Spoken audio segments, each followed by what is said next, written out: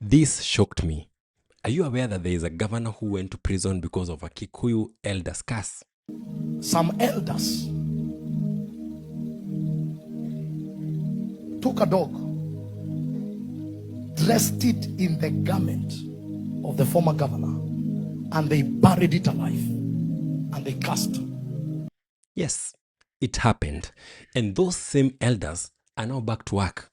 This time around, it is Gathoni Wamuchomba on their receiving end. The Dongori thing is not a small business. Before a Kikuyu elder releases a curse, it is not the small boys who do that. If Pastor Tim Mwangi is right, then her political career is officially over, and not even William Ruto can actually save her. Let's talk about it. If you love this kind of content, go ahead and like this video and subscribe. Now let's get to the video. Aliyekuwa gavana wa Kiambu Ferdinand Waititu amepata pigo lingine. For that particular account, first accused person, a fine of 500 shillings in default. You serve 12 years. I'm sure you remember Ferdinand Waititu. He was everywhere. For God's sake, he was even the governor of Kiambu.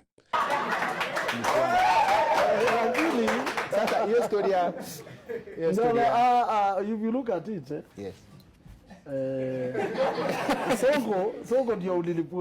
The only other dude who was as famous as Waititu was Mike Sonko. Today, no one cares about Waititu. He went to prison, he came out, he went back again. I guess now he's out. But still, nobody cares about him. He became a political ghost. So what happened? Was it corruption? Was it fights with Uhuru? Was it rejection by Ruto? Everyone has a theory. But yesterday, Pastor Tim Mwangi gave a different one. He said that Waititu was cast by Kikuyu elders. It was a spiritual act. And after that, Kenya forgot about him. When that ritual was performed, the atmosphere of Kiambu shifted, and we did not care who Waititu was. People woke up to see that the man had left. If that's true, then we have a problem. Because just last week, the same elders cast someone else. A woman member of parliament for Githunguri. But wait, there seems to be a blueprint on how these cases work. So let us track down Waititu's fall. First, he was an MP in Nairobi. Then he became a deputy governor of Nairobi. Then he became the governor of Kiambu. And you know Kiambu is not a small county. It's one of the richest counties in Kenya. I think that as a leader, when you are leading such a county, all manner of warfares will manifest. So he had power, he had money, he had fame. Some people like using me to make jokes. Yes. And sometimes I also enjoy the jokes. So after the curse, watch what happened. Court cases that he couldn't win. Allies vanished. William Ruto, who was one of his best friends, went silent. He became a prisoner. Today, he commands zero support. Zero people, not even border guys, not even a small boy would follow Ferdinand Waititu. In the suit, Waititu is charged alongside Susan Wangari Dungu, who is his spouse. The matter will be back in court on the 24th of May for direction on the hearing of the suit. So this is the blueprint. Step 1, you get cast. Step 2, you lose relevance. Step 3, you become politically obsolete. Now, let's apply the same to Wamuchomba. Gathoni Wamuchomba in Githunguri. She was in... Oh, by the way, she has been cast, eh? You saw? No, but she was cast by the elders. You saw that? Gathoni Wamuchomba. You know her. She started as a radio presenter in Kameme FM. Then she moved to Inoro FM when it was very new. She actually helped put the station together. When I was at Inoro, I made the highest money ever made in a radio station in the history of this country. I told you I never lose. How much was it? I used to make almost 35 million a month. Then she became a women rep for Kiambu County. Then she became an MP for Githunguri. She even wanted to become the governor of Kiambu, but I feel she has stopped that ambition. Last week, Kiambu elders gathered. They said that she's working with Ruto to grab land in Kiambu. And not just any land that was donated by Jomo Kenyatta to be a shrine for the Kikuyu people. They cast her on camera.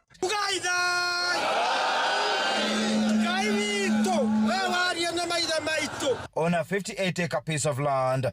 The elders saying the land is a cultural shrine where they conduct traditional rituals. They concluded their prayers by breaking calabashes in what they said was cursing the plan to demolish their shrine. But she laughed it off. She called it nonsense. I am not a partaker of those sectoral beliefs. I am a Christian. I believe in the blood of Jesus. I believe in the light of Christ. And I don't partake in those kind of cultural practices. 3 days later, she panicked. She took a different set of elders to Kindiki's home, a photo op, to prove that she too has elders, or rather, that she is at peace with elders. But here's the thing with curses. You do not undo them with PR. Sacred land used to come and pray. And in this land, we prayed and won battles. Sasa hii land ni sacred, 58 acres, iwezi enda hivyo. Iwezi ati jengwe nyumba. Hiyo nyumba ikae. Tafuteni kwingine ama muachane na. In fact, hizo nyumba hatuzitaki. And to be serious, we can perform some rituals amounting to curse. That Yedongori thing is not a small business. If what Pastor T said is right, then the clock already started. And she's already on Waititu's path. Githunguri voters only need 32 WhatsApp groups to send MP Gathoni Wamuchomba home and dry. You see, you and I think that curses don't matter in our modern society. But politics in Mount Kenya is not just about manifestos. It's about elders. It's about oaths. It's about memory. When elders speak, the ground shifts. Voters hear it. Allies hear it. Donors hear it. You become untouchable. Not because of law, but because of belief. Leo wazee walikuwa wameenda hapo maombi ya taifa. Wazee ya heshima ya jamii ya Wakikuyu. Wazee ambaye sisi tunawaenzi, tunawaheshimu, wakiongea hatuongei. Kasongo ametuma wahuni, kwendeni mpiga wazee. So, ask yourself this. If even church respects this elders' power to curse.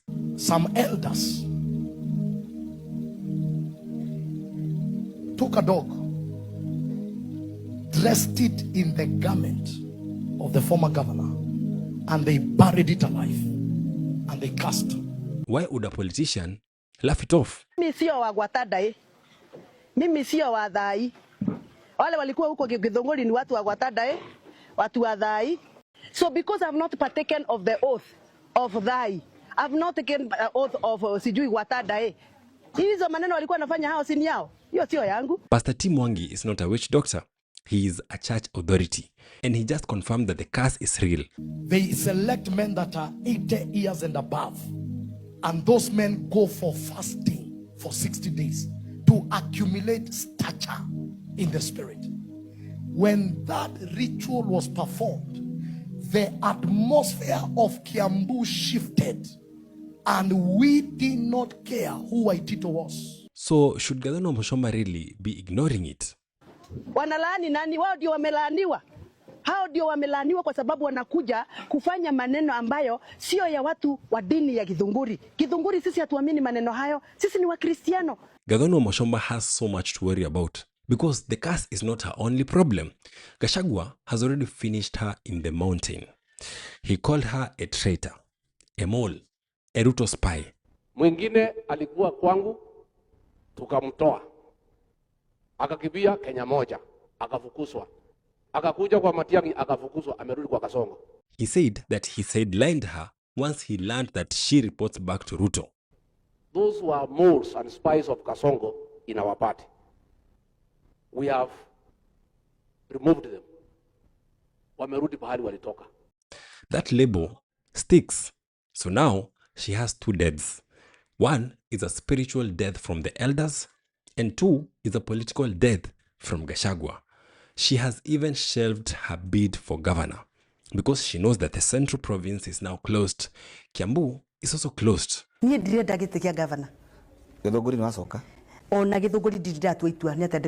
So if you remember the blueprint, we can see it now here working perfectly. 1, you get cast.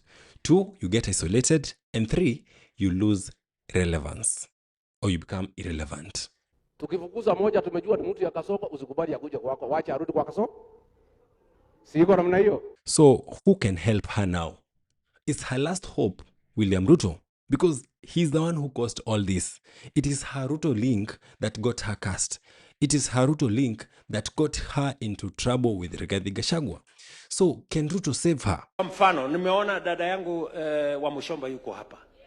Pigeni makofi. To answer that question, we have to look at history. Ruto made Waititu. He's the one who forced Jubilee to give Waititu the Kiambu ticket.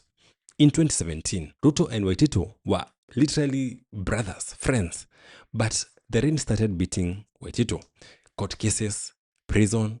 Governor and his wife, through their registered business name, Benvenu Delta Hotel, had received a sum of 7,214,000. In all this, where was William Ruto? He was gone. That is Ruto's model. He uses you. When you become a liability, he dumps you. Wamuchomba is literally on her own. Kwa hivyo mimi nitasimama gagai, wanitusi, waseme nimelaaniwa, wao ndio watalaaniwa. Do you know what is the most interesting part in all this? Pastor T. Mwangi did not even mention Gathoni Wamuchomba. He did not have to. He simply explained what happened to Waititu. But we all know that Gathoni Wamuchomba is living that exact script. Curse, isolation, abandonment, all by William Ruto. The next step is oblivion. From radio queen to MP to nobody. That is the prediction. During the referendum, yes and no, marigos and mashungwas, the bananas, I used to make 50 million a month. So you can imagine what was my salary. Wow. So I'll ask you two questions. One, do you think in this day and age, these curses from elders still work? And if they do, does that mean that Gathoni Wamuchomba is now officially over? Talk to me down in the comment section. And do not forget to subscribe.